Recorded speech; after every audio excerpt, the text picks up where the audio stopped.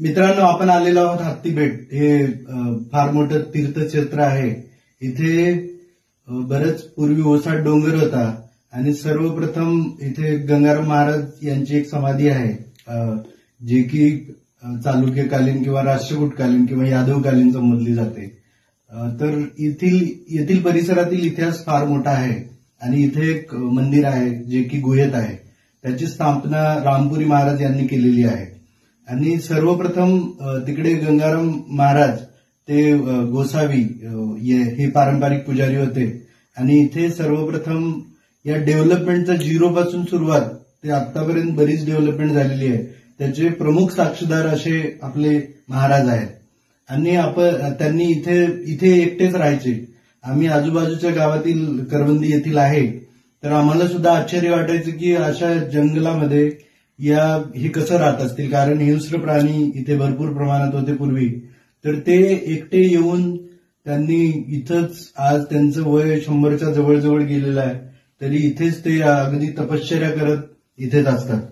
तर ह्या परिसरातील इतिहास फार मोठा आहे. आपण जर आजूबाजूच्या गावात बघितलं तर पूर्वी जेव्हा आपल्या लातूरवर सत्ता राष्ट्रकूटांची होती, राष्ट्रकूटांची राजधानी लातूर होती, तर लातूर चालुक्यानंतर राष्ट्रकूट आले आणि राष्ट्रकूटानंतर यादव आले. तर राष्ट्रकूटाच्या काळात बऱ्याच लेण्या कोरीव स्वरूपात कोरल्या गेल्या. जसं की आपण वेरूळची जी लेणी बघतो, तर ती सुद्धा राष्ट्रकूटांच्या काळात कोरली गेली. तो काळ होता 10वा आणि 11वा शतक. तर त्या काळात बऱ्याच लेण्या कोरल्या गेल्या. अशाच लेण्या इकडे हत्तीबेटावर आपल्या परिसरात आढळतात. अगदी आपण जेव्हा लातूरचा इतिहास बघतो तेव्हा खरोसा लेणी आपल्याला माहीतच आहे. अगदी खरोसा लेणीमध्ये 3 धर्मांचा संगम आहे. जैन धर्म असेल, बौद्ध धर्म असेल आणि हिंदू धर्म, सगळ्या लेण्या तिथे आढळतात. पण आपल्या हत्तीबेटावर इकडे विष्णुमूर्ती आपल्याला दिसते आणि तिकडे गरुड सुद्धा दिसतो. तर या लेण्या हिंदू लेण्या म्हणून संबोधल्या जातात. अगदी खरोशा लेणीप्रमाणेच इथे फक्त हिंदू लेण्या आढळतात. तर इथे जेव्हा आपण इतिहास बघतो, आजूबाजूचे गाव आहेत, जसे की करवंदी आहे, कानेगाव आहे, देवर्जन आहे, या परिसरालाही फार मोठा इतिहास आहे. तो इतिहास कशावरून आहे की इथे कानेगावमध्ये एक शिलालेख आहे, जो की 1258चा शिलालेख आहे, जो यादव, कानेरदेव यादव, सिंगनदेवराय यादव जे देवगिरीचे होते, त्याच्यानंतर जे राजे होते कानेरदेव यादव आणि महादेव यादव, तर कानेरदेव यादव यांचा प्रमुख शिलालेख या परिसरात कानेगाव येथे आहे. त्या शिलालेखानुसार त्या शिलालेखात बऱ्याच गावची नावं आहेत आणि त्या शिलालेखावर आजही आपण बघितलं तर लातूरचा उल्लेख लत्तनूर असा केलेला आहे, उदगीरचा उल्लेख उदयगिरी असा केलेला आहे, आपल्या करवंदीचा उल्लेख करवर्णे असा केलेला आहे, कानेगावचा उल्लेख कोनेग्राम असा केलेला आहे.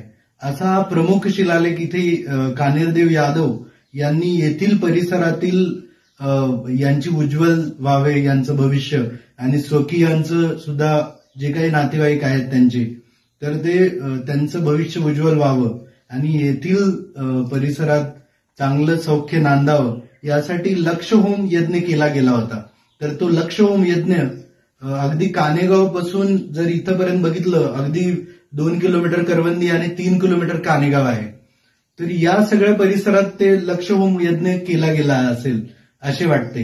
आणि त्याच काळात येथील परिसराला एक भरभराटी मिळाली आणि लेण्यांचा येथील विकास झालेला असेल असे वाटते. कारण त्या काळी ऋषीमुनी तप करण्यासाठी किंवा एखादं, म्हणजे आता गंगाराम बाबाची संजीवन समाधी आहे तिकडे, इथे दत्ताचं मंदिर आहे, हे 2 देवस्थान प्रमुख देवस्थान आहेत. अगदी त्या काळात या कोरीव लेण्या असतील किंवा त्याच्या अगोदरच्याही असतील असं वाटतं. आणि त्याचे प्रमुख साक्षीदार इथे आपल्या सोबत आहेत, आपले महाराज रामपुरी महाराज इथे राहणारे. तर त्यांच्याकडून अगदी जे पुराणात लिहिलं गेलेलं आहे असा इतिहास आपण त्यांच्याकडून अगदी जाणून घेऊ. नमस्कार महाराज. तर महाराज, इथे आपल्या पुराणानुसार काय आख्यायिका सांगितल्या जातात आणि काय महत्व आहे या तीर्थक्षेत्राचं? हे जे आहे ते गजेंद्र मोक्ष झालेली जागा आहे, भूमी आहे. म्हणजे ना आपला हत्ती बेटापासून एक 1.5 किलोमीटर वर पद्मा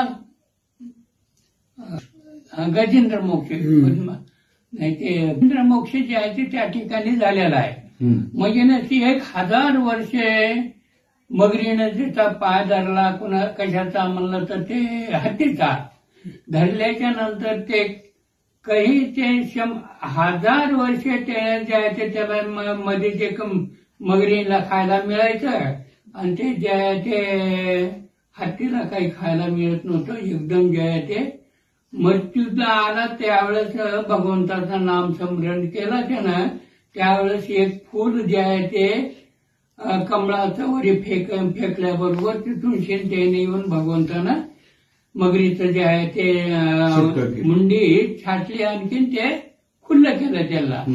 मग ते आता तिथून शेणी येऊन शेणी जे आहे ते हाती बेटाच्या पायथ्याला जे आहे ते आणखीन बी जे आहे ते पहिल्याचा धोंडा कोरीव आहे, कानं वगैरे सर्व आहे त्याला, परंतु त्याला कुणी बघत नाही.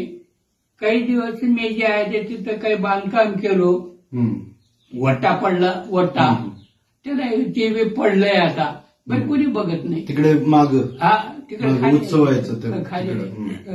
मग ते जे आहे ते त्याला काय कळवणार, सर्व लोकांना थोडं बघून शिने काहीतरी बांधकाम करावं, म्हणजे पूर्वीच आहे ते, म्हणजे ती पूर्वीची वस्तू राहावं.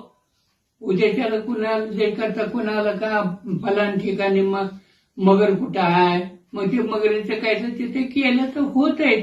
मग ते जे आहे ते पहिले जे आहे ते जंगलच होता. जे आहे ते तिथून शिने ज्या वेळेस मी इथं आलो त्यावेळेस जे आहे ते हे सर्व पडीक होतं, काही जे आहे ते खुल्लं काही नव्हतं. मग त्यावेळेस पुन्हा मग जे आहे ते आल्याच्यानंतर थोडं थोडं थोडं थोडं जरा थोडं वाढत गेलं, चांगलं होत गेलं, साफसफाई झाली. आता जे आहे ते आता बिल्डिंग यावी झाल्या, सर्व व्यवस्थित सुरू झालेलं आहे आता सध्या. बरोबर बरोबर.